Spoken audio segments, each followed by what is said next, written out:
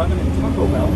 So I like to talk a little bit about the 2002 Winter Olympics, particularly because if you look on the driver's side, this is our public transportation system, our track system. This is one of our big legacies from the Olympic Games.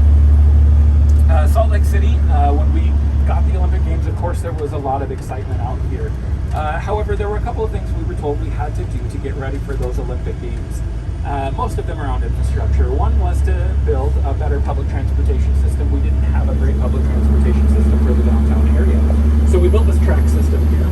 Salt Lake City has particularly wide streets, which was nice because we were able to lay that track system right in the middle of our road network. This is a handy way to get around. So if you're in the downtown area, you can go to any of the stops, and there's a map with all of the stops laid out on it for you. And there will be a big gray box. Any of the stops within that gray box are in what's called the free zone, so you can hop on and off without buying a ticket. So that's really handy if you don't have a rental car. You can zoom around the downtown area there. But even locals, parking in the downtown area can sometimes be a little bit hairy, so they'll just kind of park wherever they can and then they'll hop on down and go around the downtown area. So that's one of our legacies from the Olympic Games that the community out here still benefits from. The other thing we had to do was build a 5-star hotel. We actually didn't have a 5-star hotel at the time. So we built the Grand America, and that's our 5-star hotel today. But those Olympic Games, they brought a lot of attention and a lot of money into the local economy. They were considered a pretty successful games financially.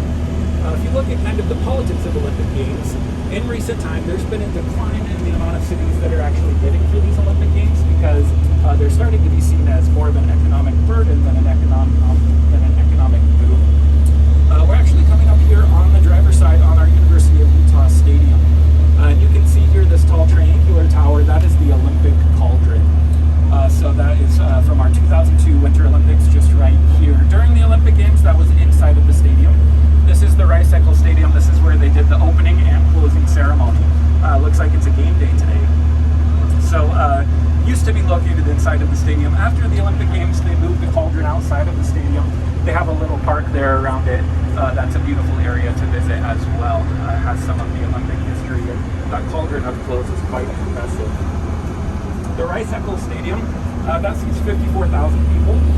I'm not much of a sports guy, so that sounded pretty good to me.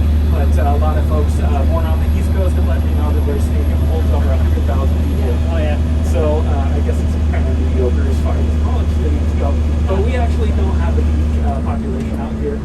Utah itself is 3.4 million people, so we're about a third of the way to New York City. So 54,000 seats does us just fine out here. That's one of our larger outdoor venues, so sometimes we can do concerts and things out there. The Utes is the University of Utah team.